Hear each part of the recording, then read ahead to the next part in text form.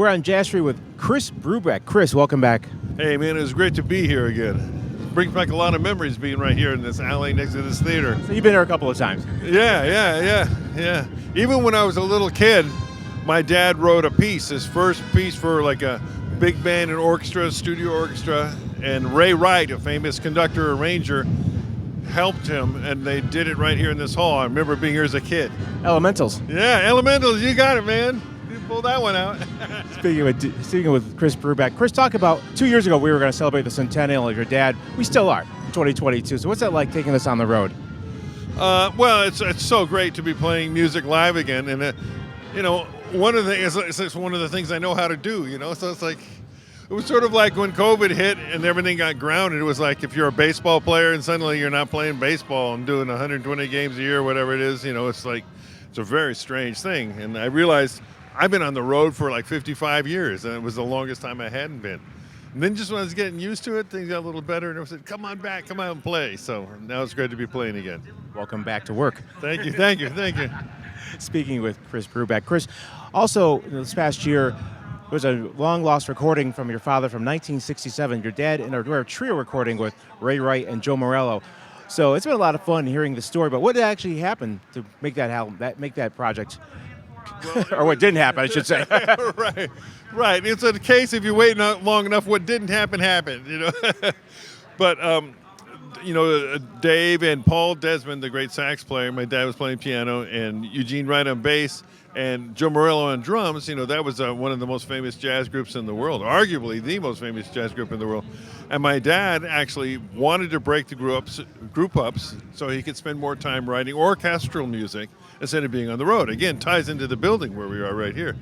And they couldn't believe that he would walk away from it, And so they were on a big last tour of Europe, and they played in Hamburg. And then Paul went out to have a drink or two with some friends of his from New York that lived in Hamburg now, some musicians. And they didn't come back in the morning, and they didn't come back at the airport, and they didn't come back that night or the next day. Paul sort of went AWOL. And so the group had to do this concert that was sold out at the most famous hall in Vienna. It's like their Carnegie Hall.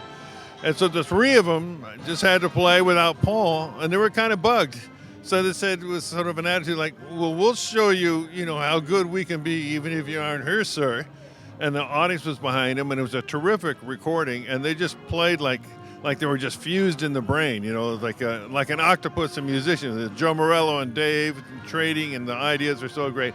So we're so thrilled that record was discovered, and I'm grateful that Paul got drunk that night, because we wouldn't have this great. It's the only recording of the three of them without Paul. If he'd shown up, man, it would just been the same old, same old. Speaking with Chris Brubeck. Chris, talk about growing up Brubeck. I mean, you've had some crazy experience like having Lenny Bruce babysit you and things like that. Yeah, we had an interesting, colorful childhood. A lot of these early comic guys, would Mort Saul. Yeah, Mort Saul, and I think another cat was Lord Buckley was another guy. It's like there was a time when in the clubs, where comedy and jazz musicians. When you think about it, it's like they kind of drew from the same people, a little bit irreverent, kind of mentally sharp, and they wouldn't have to switch bands, because it was just one guy with a mic talking, and that was part of the whole club scene. But, it's kind of interesting because my mother was the person that kind of got the whole thing of getting it out of a club started. She was so tired of my dad coming home with smelling like cigarettes at 3 a.m. She said, why shouldn't jazz be considered legitimate concert music, like a string quartet? We should be able to put this on in concert halls where people really, really listen to it. And thank God she was right. She wrote to all the schools up and down the West Coast and said, please hire my husband's group. And they made a good deal. And it was Jazz Goes to College. Jazz Goes to Junior College. Those records started happening. Oberlin. So it happened. So every time I'm in a hall without cigarette smoke, I thank my mom.